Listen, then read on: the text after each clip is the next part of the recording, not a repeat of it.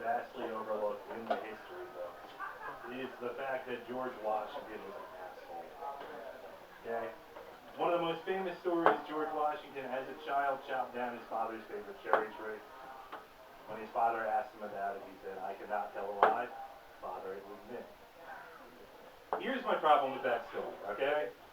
The cherry tree does not accidentally get chopped down, okay? Cherry tree is not a priceless antique vase you fall into and knock off the shelf, okay?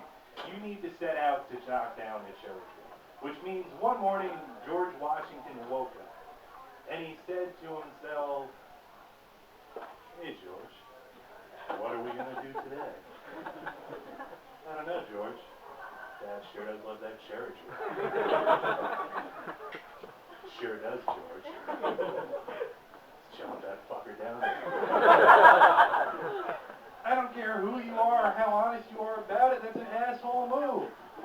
George Washington was an asshole. And it sounds like he suffered from multiple personality disorder."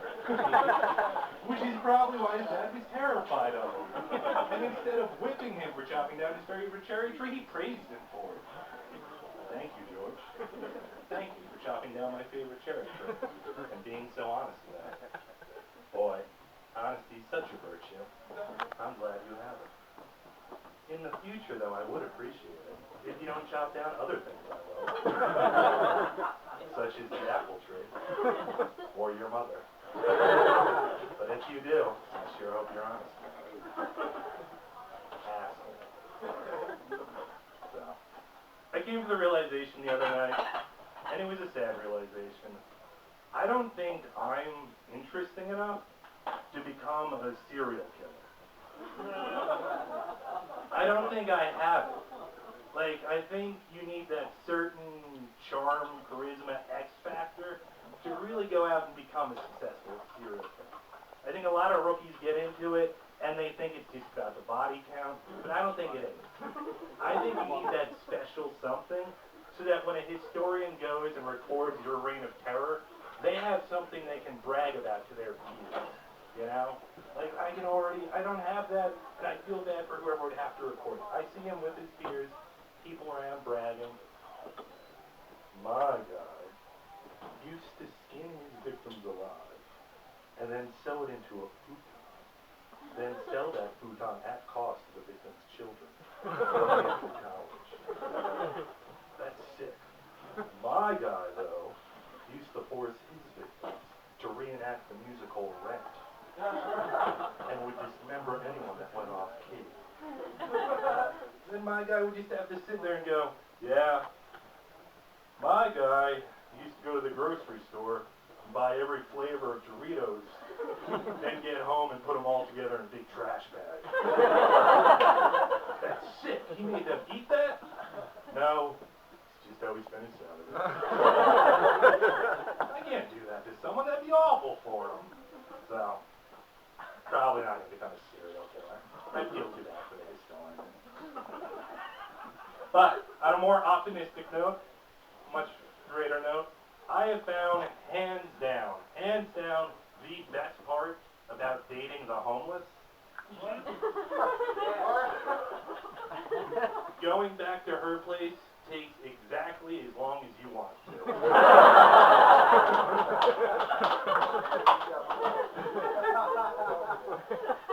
I spend a lot of time daydreaming. One of my favorite things to daydream about, or just kind of ask myself, is what was the greatest slacker job of all time?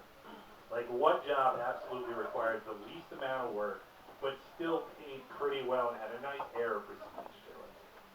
Here's what I'm thinking. Desk clerk. Already nice, cushy on your ass all day. At Ellis Island. Here's your job. All day, every day. Guy comes in.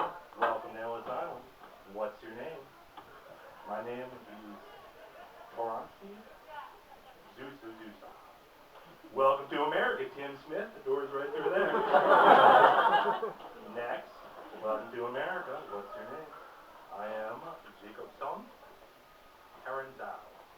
Welcome to America, Jim Smith. Door's right through there. Literally, that's all you had to do. Every day, every day. You don't even need to spell Smith correctly. Okay? It was up to that poor immigrant to explain for the rest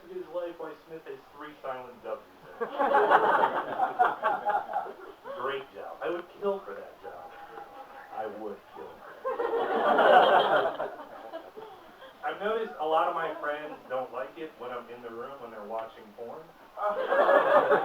And I think it's because I tend to ruin the ending. Or depending on the film, endings.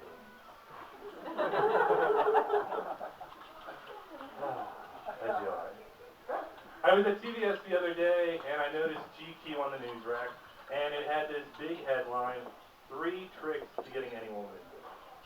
I looked at it, and I said to myself, that greatly appeals to my interest.